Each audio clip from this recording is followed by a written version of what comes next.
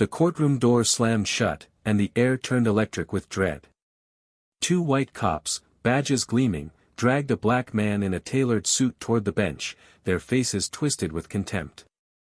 In that split second, the crowd held its breath, sensing a storm about to break. Officer Daniel Hargrove's grip tightened on the man's arm, his knuckles widening as he sneered, "You think you can walk in here and play tough? This ain't your street corner." His partner, Officer Mike Callahan, loomed closer, his hand twitching toward his belt, where handcuffs dangled like a threat. The man they held, Marcus Ellison, stood tall despite the bruising grip, his dark eyes steady, unyielding, and piercing through the haze of hostility. The courtroom, usually a place of order, felt like a powder keg, every whisper and shuffle amplifying the tension. Marcus didn't flinch. Not when Hargrove's palm cracked across his face, a slap that echoed like a gunshot. Not when gasps erupted from the gallery, where a mix of suited lawyers, nervous defendants, and curious onlookers sat frozen. The sting burned, but Marcus's gaze locked onto Hargrove's, a silent promise that this moment would cost them. "Get him to the holding cell," Callahan barked, oblivious to the weight of their mistake. They didn't know that the man they just assaulted wasn't a defendant, not a criminal, but Judge Marcus Ellison, the youngest black judge in the county's history, appointed to this very courtroom. The irony was brutal. They'd walked into his domain, mistaken him for a nobody, and unleashed a fury that would unravel their world. It had started an hour earlier, outside the courthouse. Marcus, 38, had parked his modest sedan in the reserved spot, his briefcase in hand, his mind already on the docket. He'd spent years climbing to this bench through late nights studying law, enduring skeptical glances in elite circles, and swallowing the subtle slights of a system not built for someone like him. Today, he was set to preside over a high-profile case, a black teenager accused of theft, a charge reeking of racial profiling. Marcus knew the stakes. He always did. But as he'd stepped out of his car, Hargrove and Callahan, on routine patrol, spotted him. To them, he wasn't Judge Ellison. He was just a black man in a suit, lingering too long near a courthouse parking lot. "Hey, you!" Hargrove had shouted, striding over with Callahan in tow. "This area's restricted. Show some ID." Marcus had raised an eyebrow, his voice calm but firm. "I'm Judge Ellison. I work here." He gestured to the courthouse, his badge clipped discreetly to his belt. But Hargrove's eyes narrowed, scanning Marcus's face, his suit, his very existence, as if it were a lie. "Judge, huh?" he scoffed. "Let's see that ID, now." The exchange escalated fast. Marcus, refusing to be cowed, stood his ground. "I don't need to prove myself to you in my own courthouse." That defiance calm, measured, but unapologetic lit a fuse. Callahan grabbed Marcus's arm, twisting it behind his back, while Hargrove barked about, resisting. They didn't check his badge. They didn't call it in. They saw a black man who dared talk back, and that was enough. By the time they dragged him inside, the lobby was buzzing. Clerks and bailiffs recognized Marcus instantly, their eyes widening in horror, but the officer's momentum was unstoppable. They marched him through the double doors into courtroom 3B, his courtroom, where the crowd awaited the day's proceedings. The slap came moments later, a reckless, humiliating act born of unchecked power. Now, as Hargrove's handprint bloomed red on Marcus's cheek, the room teetered on the edge of chaos. A young clerk, Sarah, stood up, her voice trembling but clear. "That's Judge Ellison."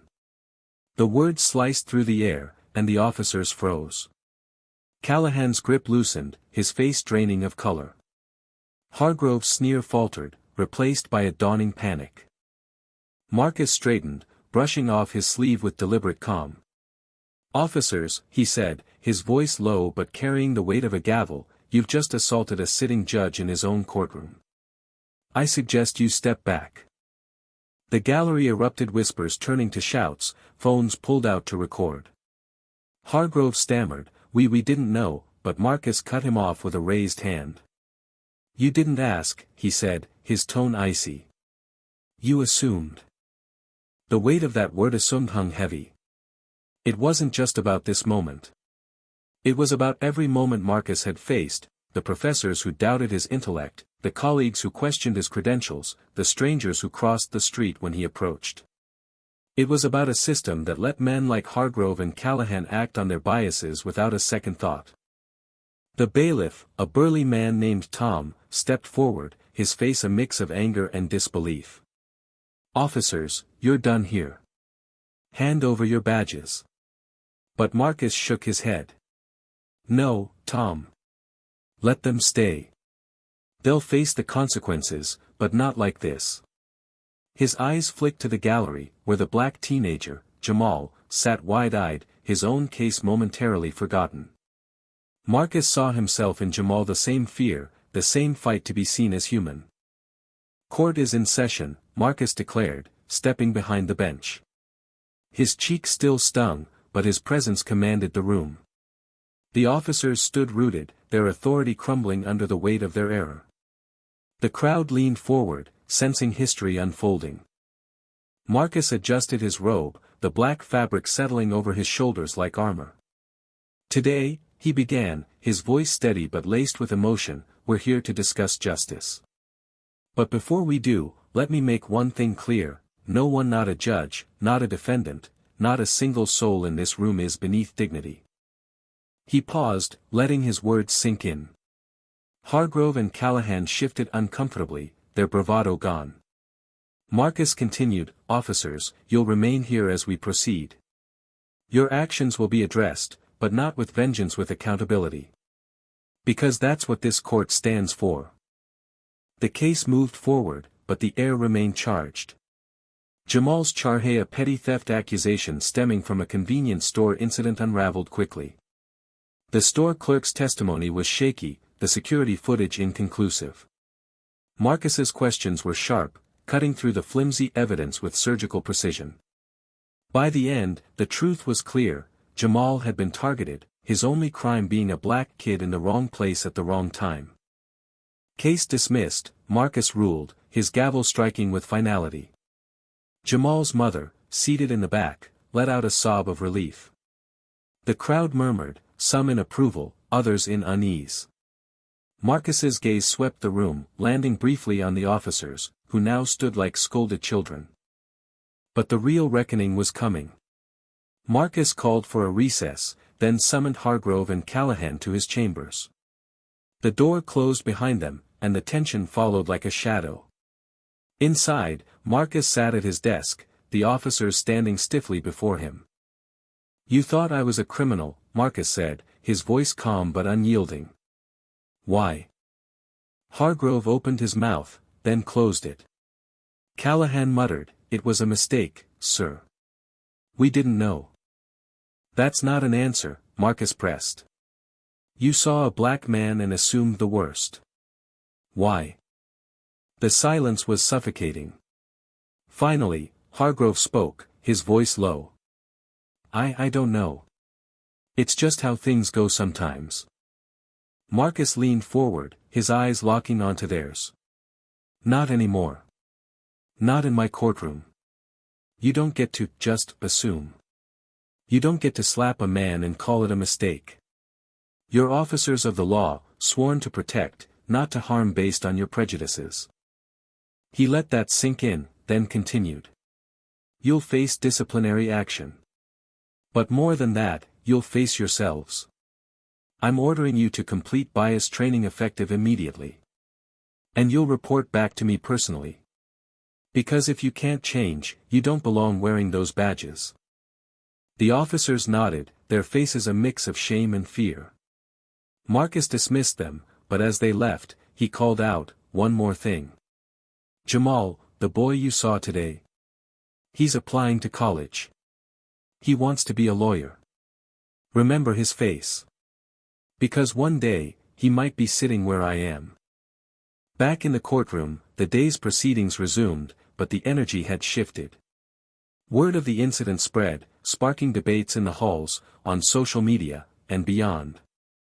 Some called Marcus a hero, others whispered he'd overstepped. But for Marcus, it wasn't about heroics. It was about survival, his, Jamal's, and every black person who'd ever been misjudged. As the sun set, Marcus stood alone in his chambers, staring at a framed photo of his late father, a janitor who'd worked nights to send him to law school. "We're getting there, Dad," he whispered. "One fight at a time." The story wasn't over. The officers' disciplinary hearings loomed, and the town buzzed with tension. But for now, Marcus had reclaimed his courtroom, his dignity, and a piece of justice that felt long overdue. The courthouse hummed with a restless energy as the days following the incident unfolded. Marcus Ellison, now the center of a storm he hadn't sought, returned to his bench each morning, his resolve hardened but his heart heavy.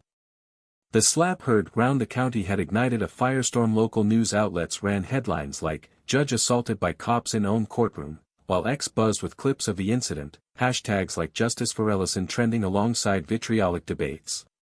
Some praised Marcus for his restraint, others accused him of escalating the situation by not complying immediately.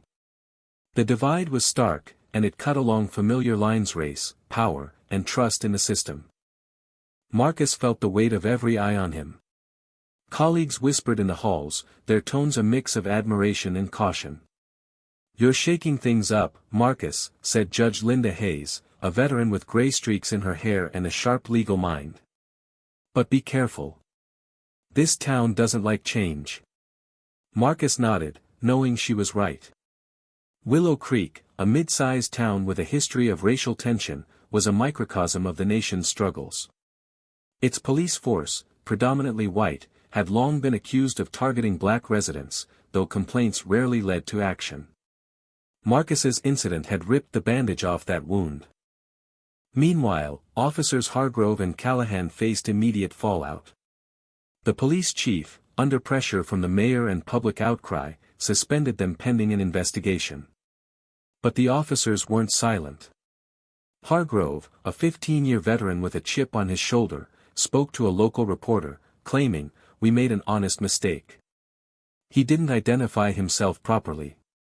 Callahan, younger and less brash, stayed quiet, but his personnel file revealed prior complaints of excessive force, all dismissed. Their union backed them, arguing they were under stress and that Marcus's attitude had provoked them. The narrative twisted, painting Marcus as the aggressor in some circles. Marcus refused to engage with the media circus. He had a courtroom to run and a point to prove.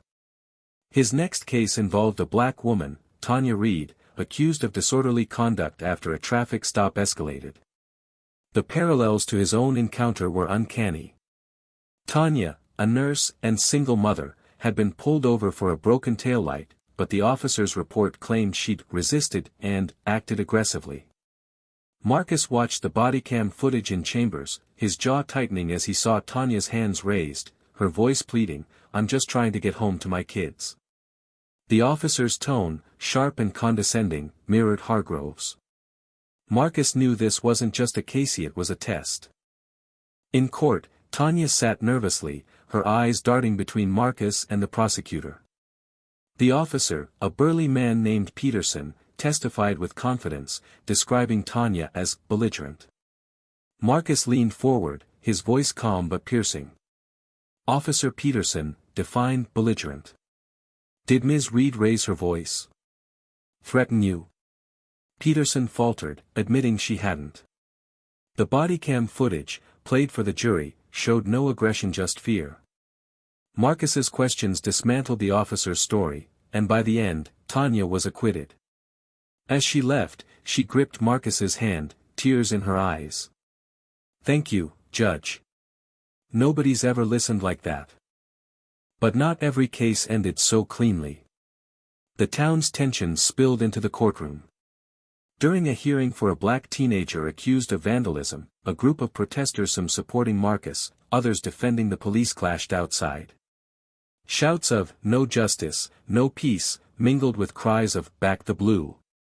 Marcus heard the chaos through the courthouse windows, his focus wavering. He knew each ruling he made was being dissected, weaponized by one side or another. Yet he pressed on, determined to judge each case on its merits, not public opinion. Behind closed doors, Marcus met with the police chief, Ellen Monroe, a no-nonsense woman caught between her officers and a town on edge. "Judge Ellison," she said, "I'm sorry for what happened. But this is tearing us apart. People are calling for Hargrove and Callahan's heads." Marcus leaned back, his expression unreadable. "Chief, this isn't about their heads. It's about accountability. If your officers can't see past skin color, they're a danger to everyone." Monroe sighed, promising reforms but admitting change would be slow. Marcus didn't need her to tell him Faith lived it. The disciplinary hearing for Hargrove and Callahan arrived a month later, held in a packed municipal building.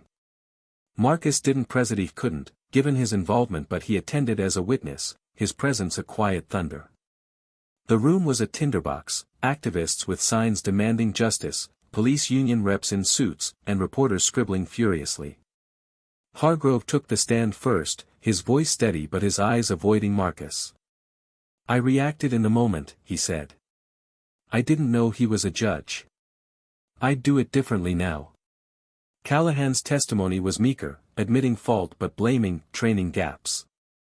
Marcus listened, his face a mask, but inside, he felt the sting of their half-apologies. When it was his turn to speak, Marcus stood, his voice carrying the weight of years. "This isn't just about me," he said. "It's about every black person who's been misjudged, manhandled, or worse because of assumptions." Officers Hargrove and Callahan didn't see a judge that day. They saw a black man and decided he was a threat. That's not a mistake, it's a mindset. And it's one this town, this system, can't afford. The room fell silent, his words a mirror held up to everyone present. The hearing's outcome was mixed. Hargrove was demoted, Callahan suspended for 6 months, both required to undergo extensive bias training. It wasn't the firing many demanded, but Marcus saw it as a start. He knew true change wasn't in one rule and it was in the long, grueling work of shifting hearts and systems. Back in his courtroom, Marcus took on Jamal's case again, this time as a mentor. Jamal, inspired by the trial, visited Marcus's chambers, shyly asking about law school. Marcus saw potential in the boy's sharp mind and quiet determination. "You've got to work twice as hard, Jamal," he said, handing him a stack of legal texts. "But you've got it in you. I'll help." Over months, Marcus guided Jamal, connecting him with scholarships and internships. It was a small victory, but it felt like planting a seed. The town, meanwhile, grappled with its divides. Community forums sprang up, some productive, others shouting matches. Marcus attended one, not as a judge but as a citizen. He listened as a black mother shared her fear for her son's safety, as a white officer defended his colleague's intentions, as a teenager asked why trust was so hard to rebuild. Marcus spoke last, his voice steady. "We're not here to agree on everything.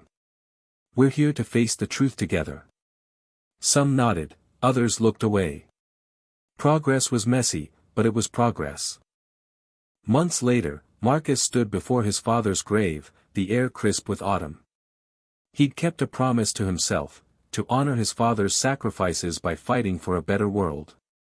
The incident with Hargrove and Callahan had scarred him, but it had also galvanized him. He'd become a symbol, not by choice but by necessity, and he carried that weight with grace. As he left the cemetery, his phone buzzed with a text from Jamal, "Got into law school. Thank you, Judge." Marcus smiled, the first real smile in weeks. The road ahead was long, but moments like this made it bearable. The story of Willow Creek didn't end neatly. Hargrove returned to duty, quieter but still guarded. Callahan left the force, unable to shake the scrutiny. The town continued its uneasy dance with change, some embracing it, others resisting. But Marcus's courtroom became a Biakona place where justice wasn't just a word but a lived promise. He ruled with fairness, listened with empathy, and never let the sting of that slap define him. Instead, he turned it into fuel, proving that dignity could outlast prejudice. What do you think? Where does justice begin, and how do we heal a divided community?